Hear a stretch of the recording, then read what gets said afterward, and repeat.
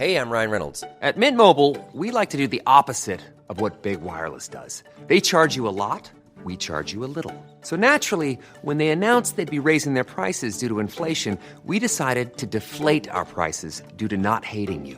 That's right. We're cutting the price of Mint Unlimited from $30 a month to just $15 a month. Give it a try at mintmobile.com/switch. New activation and upfront payment for 3-month plan required. Taxes and fees extra. Additional restrictions apply. See mintmobile.com for full terms. 7 things you don't really need to know, but probably should. I'm Ciara Revan, and this is the Sunday 7. On today's episode, we investigate a crazy week for UFO stories. Will Guyatt takes a bite out of the new Apple event. We hear about flesh-eating bacteria and the award-winning inventors of a mucus removal machine. But first, on this day in 1844, the first US patent was issued for printing press with different colours of ink. The inventor was Thomas F. Adams of Philadelphia, and he called it polychrome printing. The system operated using different ink fountains which fed coloured rollers operating in parallel. Presumably, the first paper jam occurred shortly afterwards. 7. UFOs had a big week this week with a bizarre presentation from Mexico going extremely viral, and then a major press conference from NASA on the subject of what it's now calling UAPs. That's unidentified anomalous phenomena, and there's a whole new approach from the space agency after decades of intense secrecy, which just helped to fuel conspiracy theories and the lunatic fringe. Let's start with that extremely odd presentation from Mexico, which featured tiny mummified corpses that were apparently found in Peru back in 2017. They were presented to the Mexican Congress as part of an investigation into extraterrestrial life. But Jaime Maussan, a journalist and UFO-logist who made the presentation, has an extremely shaky history of discoveries. En Perú, en una mina de diatomea. Today, we are going to present 2 beings that were recovered in Peru in a diatom mine. They are dried bodies that were found in 2017 that have been deeply investigated, both by investigative journalists and by scientists, who, here today, are going to present some of their extraordinary conclusions. I think there is a clear demonstration that we are dealing with non-human specimens that are not related to any other species of our world. Que no tienen relación con ninguna otra especie en nuestro mundo. He claimed that the ET-like corpses had been carbon dated and X-rayed and that 1/3 of their DNA was unknown. However, his claims have been rubbished by experts, and similar claims he made previously were comprehensively debunked by expert Alexander Sokolov from the Scientists Against Myths YouTube channel back in 2021. They found that it was actually assembled from, well, a common earth animal. Comparison shows that the reptiloid's cranial cavity fits perfectly the cranial cavity of a llama. The location of the olfactory bulbs, the inner ear, the brain hemispheres and the cerebellum precisely matches those in a llama skull. The whole facial part of the skull was broken off, leaving only the brain case. The skull was then rotated so its back part faces forward. The reptiloid's face is actually the back of the poor llama's head. Thursday saw much more interesting news about actual alien life as NASA continued with its bid to be more transparent about life out there. They're starting a new global crowdsourcing program with the aim of cataloguing and analysing strange sightings, and they've appointed a head of unidentified anomalous phenomena to coordinate the results.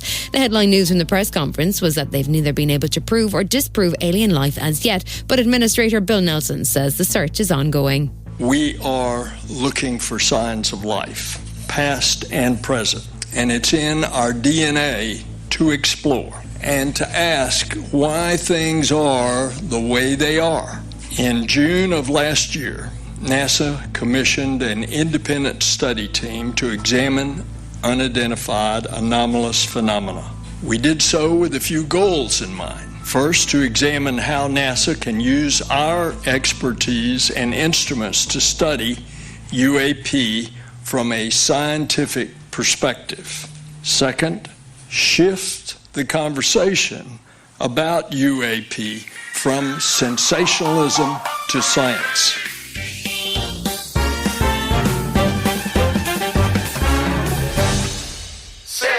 This week saw Apple hosting their annual Apple event, and there's only one man we can get to give us all the details, and that's our resident Smart 7 tech guru, Will Guyatt. Hi. So, Will, what was announced this week. We had 2 new iPhones, a few other changes in the world of the Apple Watch. But the big thing everybody's got quite excited about is Apple is finally saying goodbye to the Lightning cable. That's their own brand of charging and connection cable that they've been using for over a decade. Why is the end of the Lightning cable a big deal? Well, it's a fairly big deal because there's only 2 kinds of cables that really remain in the world of modern smartphones. You've got USB-C and you've got Lightning. And Apple have been steadfastly refusing for the last 5 or so years to shift over. And then they proudly declared that the iPhone was now going to start using USB-C, the world leader in connectivity, completely ignoring the fact that effectively an EU regulation has forced the company to start using it. Why were Apple so slow to move to USB-C? They have basically said they were happier with their own proprietary solution, and they created hundreds of different peripherals, etc., which used the Lightning connection, and they weren't prepared to change it. But the reality was such that the USB-C was so much better than the Lightning connection, and it has been for a number of years. That's why Apple were already using it on laptops and other devices, and the more of their devices they started putting it on, it became harder and harder for them to push back against the EU. So good riddance to the Lightning cable as far as I'm concerned. Did we miss any other dramatic announcements? The one thing I thought was really cool, there's a new kind of gesture, a click gesture, where you can put your finger and your thumb together if you're wearing an Apple Watch 9, and they say this is because of a collection of new sensors. So effectively you can now start controlling your Apple Watch without actually having to press the screen or talking at it. It's like a gesture control that's available on the new devices. And they also confirmed the other thing that was completely lost in this whole thing, their Vision headset will be launching early next year. They did confirm that in the press conference, in a one-line part of the press conference. Still to come on the Sunday 7, exciting news on hydrogen boilers, and we bring the sexy yuck to mucus removal.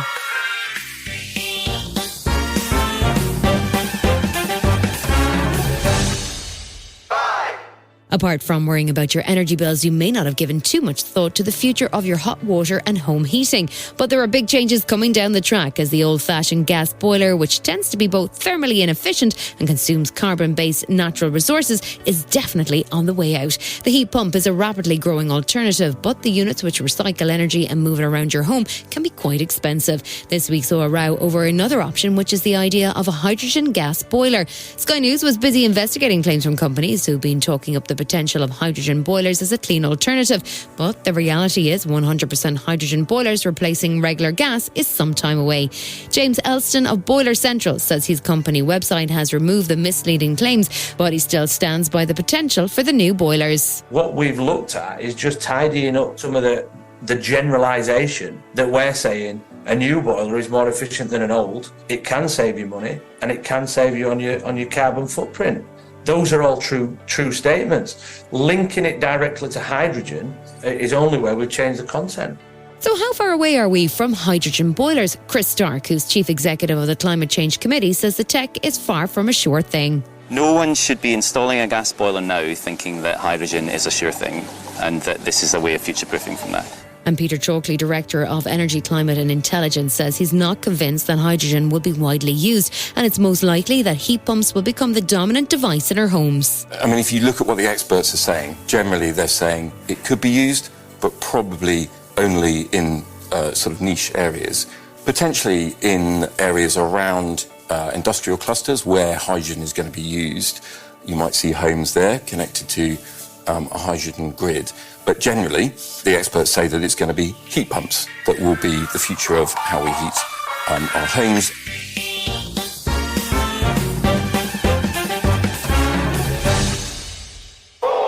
The recent story of the live worm in an Australian woman's brain introduced the world to the concept of the sexy yuck. It's a moment that both horrifies and fascinates, and our next guests might just fit into that bracket. They are 4 students who've just won the James Dyson UK National Prize for their innovative invention. It's called Pleural, and it's a smart airway clearance device designed to help remove, mucus. We caught up with Fergus Laidlaw, Daniel Hale and Will Eliott to find out more.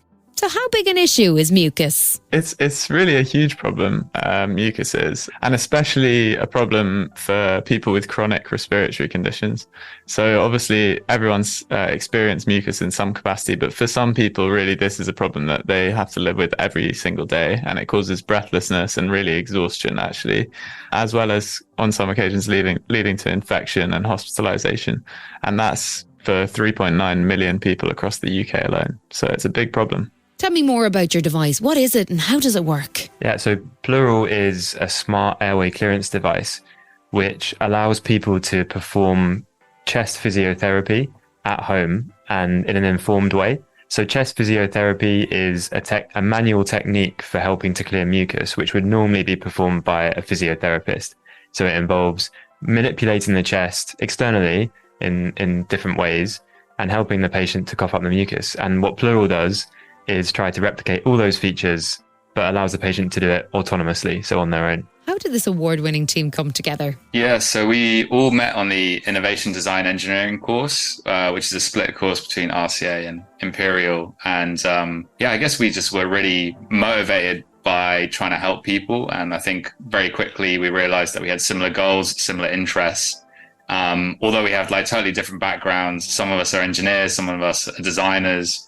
I myself, I don't have either of those backgrounds. I studied like languages at uni, but I think we were just motivated in terms of helping people. And I guess, through Dan, we came across the fact that one of his relatives suffered from a chronic respiratory condition. And one of the symptoms of illnesses like that is mucus. And so we very quickly started trying to hone in and focusing on that as a challenge that we could try and solve using design and engineering. What does winning this award mean for your project? It's pretty monumental. It's incredible to have won the James Dyson Award. And for us, I think it's huge because we have now some prize money which we can put towards developing the prototype further to a stage where we can give it to people so that they can actually test it on themselves, rather than testing it in sort of lab conditions as we've been doing. But also the outreach that this gives us, where we can talk to even more people with various conditions that involve chronic mucus like cystic fibrosis, asthma, COPD, and just getting all of that feedback is just so helpful for our design process. So that's really, it's unlocked a lot of possibility, I think, for us. If you're really interested in Pleural, you can follow us on Instagram at pleural.io. Still to come on the Sunday 7, rising anxiety, watch out for flesh-eating bacteria and worries about the Earth's life support system. Right after this. In this new flexible world of work, we're all looking for ways to work better, smarter, and faster.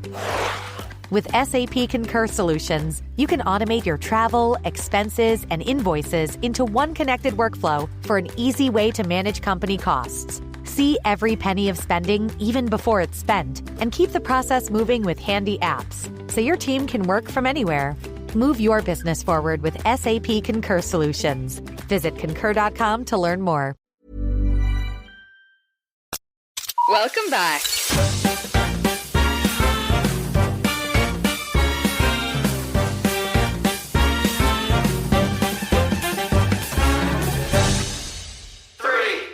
We live in strange times, from pandemic to war to an increasingly dramatic climate crisis. It's no surprise if you find yourself feeling anxious. And as new research this week suggests that the UK's population is experiencing record levels of anxiety, the question arises, how do you differentiate between general anxiety and actually suffering from an anxiety disorder? Professor of Neuroscience and Mental Health Oliver Robinson says it can be hard to definitely diagnose anxiety as a disorder. We've always had anxiety. As I say, it's a way of avoiding harm. So everyone has been anxious for as long as there have been humans. Whether there is more of the kind of pathological type of anxiety now, it's possible, but it's also possible that there's more recognition. I mean, there's less stigma. People are more willing to talk about it. There are more people being treated. That's a good thing because more people are getting the help that they need. I'm not necessarily convinced, although I don't know, that there is more of that pathological anxiety now. There are certainly things that cause anxiety now that didn't exist 100 years ago, think social media, internet, and so forth. But that's not to say that people who become anxious as a result of some of those things wouldn't have become anxious 100 years ago, but through some other course. So I don't think it's really clear that there's more anxiety, but there's certainly more people being treated for it, and there's certainly more recognition of it right now.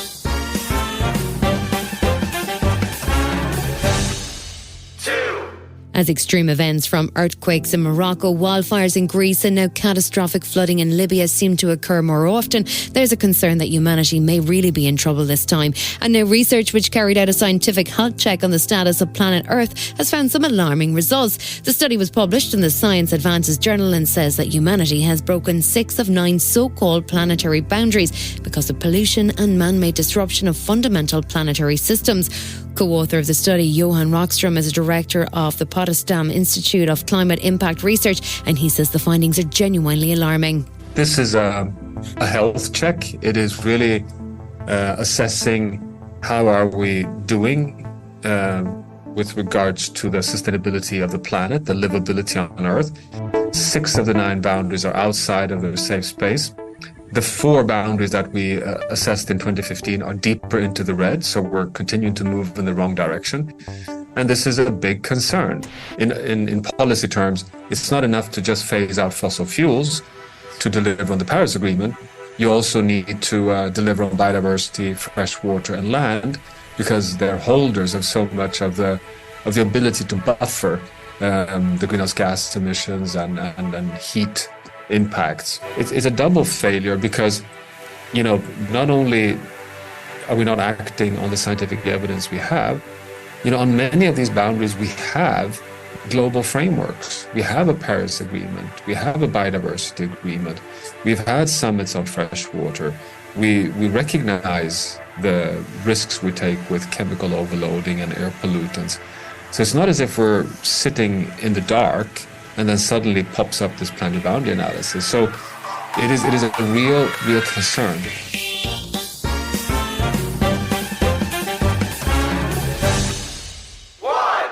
There's been a lot of material to make you anxious in today's episode, but we're not done yet. Save some room in your fears list for flesh-eating bacteria. The American Centre for Disease Control, or CDC, has issued a warning for a potentially fatal infection called Vibrio vulnificus. It can be spread through bacteria in warm coastal waters or through contact with contaminated shellfish, such as oysters. And if it comes into contact with an open wound, well, things can get pretty bad pretty quickly. Andrea Garcia is Vice President of Science, Medicine and Public Health at the American Medical Association, and she says that recent warmer than usual temperatures in the US are partly to blame for the spread of this bacterial threat. Well, most cases happen between May and October, and it's obviously become worse with climate change. Vibrio naturally live in coastal waters, including salt water, brackish water, which is a mixture of salt and fresh water. The bacteria thrive in unusually warm water and can increase with extreme weather events such as heat waves, flooding, and severe storms. During July and August, we've experienced above average coastal sea surface temperatures and widespread heat waves. During that period, several East Coast states, including Connecticut, New York, North Carolina, have reported severe and fatal V. vulnificus infections, which is why we're seeing this alert come now. This has been the Sunday 7.